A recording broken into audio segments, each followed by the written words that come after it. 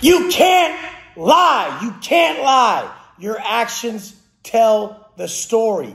Love for self, respect for self only comes through self-investment.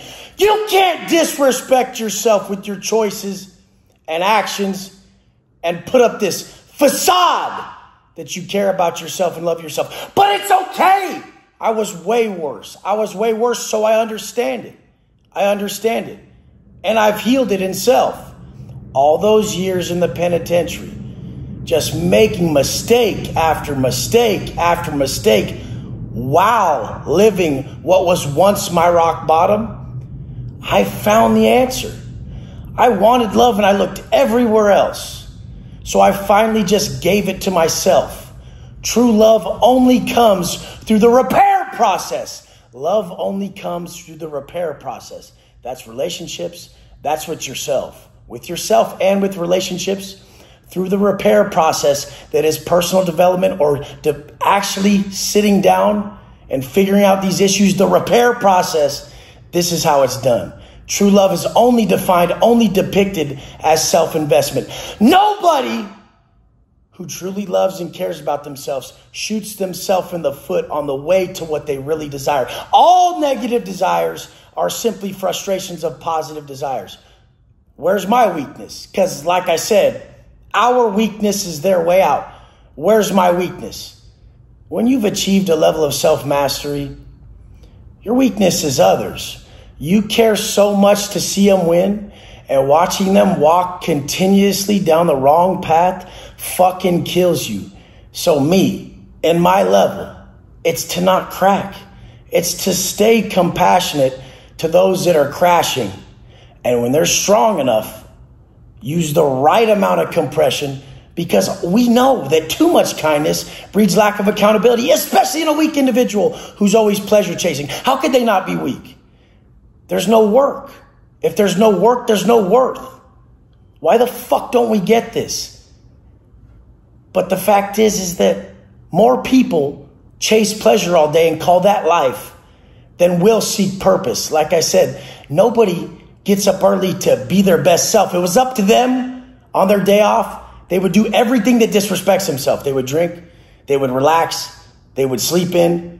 They would call this a day of rest and recuperation. That's everything out of alignment of loving self. Loving self is pushing yourself to be stronger, better, evolving. It's fucking holding yourself to your highest potential. It's not letting yourself slip on a day off and then you only get up early to go to work and say it's not about money. The only time you really put forth your effort is when there's money attached, but it's not about the money, right? It's really about these moments. But when you have these moments, you're not even present because you're under the influence of substances or massive consumption of food. I mean, it's okay. We don't understand this stuff because we never sat down with it. I had to solve these problems. I had to solve these problems within. It's okay to feel down. It's okay to feel down. It's okay to feel sad. It's okay to feel weak. It's not okay to stay there because I've given you the blueprint. Yesterday, I wasn't feeling my greatest. There was something going on in my life with people in my life that was out of control, out of my control. And I was feeling anxious about it because I love these people. Fucking so much love and I couldn't do anything. I was feeling anxious. So I'm driving the Rolls, brand new Rolls, Cullinan 2021. I'm driving by the bay and I still feel like shit. All the accomplishments I've had in my life and I still feel like shit. I'm poisoned inside with this anxiousness, what everyone calls anxiety. I didn't call it anxiety. I drove down to Mission Bay Park, pulled the fuck over. I was wearing fucking jeans and a fucking 18 karat gold Submariner, my wedding ring, took that shit off. Wearing jeans, pulled my shirt off, just started hitting the bars relentlessly. Had to reframe that perspective. Got my mind back, got myself right, got my energy correct. And then I went to the situation that was making me feel anxious. And I went there with good energy and I passed. I didn't crack. Normally I'd have went there and be like, motherfucker, what? And that would have been me being weak. Because at that moment, I didn't choose to be strong with actions. I didn't go flip my energy. Know that the way I was about to react was my perspective on the situation. When most people think it's totally okay to act how they're acting. It's totally fine. That's their perspective on it, not mine.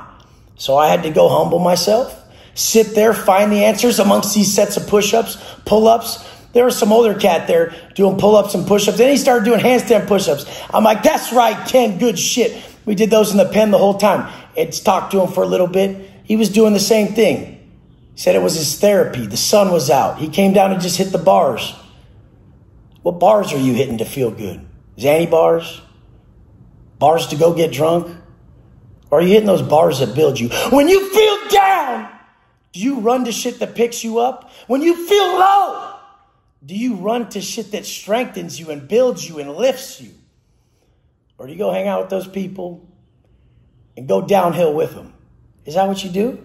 Hey, these are my friends. We're all going downhill together. I bet they'll be there. Or they'll be the strong ones that have the solution. I'll be there for you guys. It was funny because I woke up today and everybody that came through my sales funnel, I'm trying to quit drinking drugs early in the morning. But yet so many can't admit how much pain it's causing them and their families. It's all about them. They're bored. I'm bored. No. You just don't know your power. You just don't know your strength. Those addicts, those individuals who can't dull down those emotions and that feeling they have inside, they have the most strength when it's channeled. They have the most.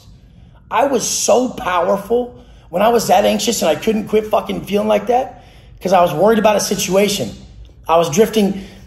Anxiety is pain of a future situation you're creating. You're anxious about a future situation that you're creating in a painful fashion. You're thinking about it negatively and you're doing it. That's how strong the mind is.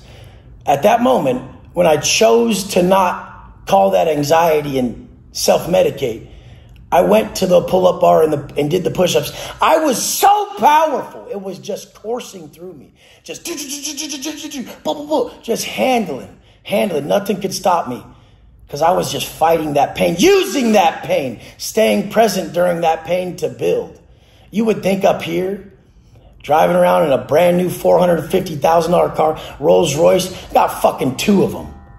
Lambo cash, Mercedes cash, millions of dollars, this place. Like I'm not going to feel pain.